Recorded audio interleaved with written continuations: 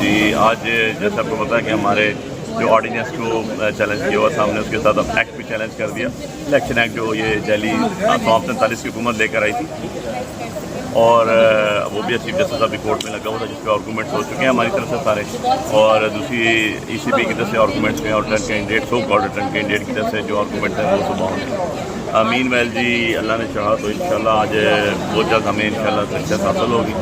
اور اس کے علاوہ ہمیں یہاں پر بیٹھے ہوئے پتہ چلا کہ ہمارے الیکشن آفس جو ہے ہمارا سینٹرل آفس کو بھی سیل کر دے گیا پولیس نے, وہاں سے بیرسٹر گور صاحب کو اور ڈاکٹر صاحب کو بھی ریسٹ کر کے لے گی.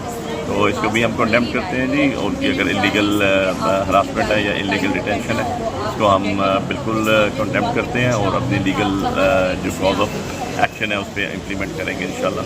اور تھرڈلی میں اپنے N48 کے حلقے کے لوگوں کا بہت شکر گزار ہوں جو اس کی تعداد میں آج یہاں پر آئے.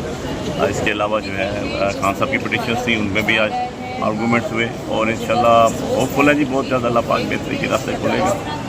اور آپ سب لوگوں کا ونس اگین میں شکریہ ادا کرتا ہوں جی, آپ لوگوں نے ساتھ دیا ہر ممکن موقع پہ.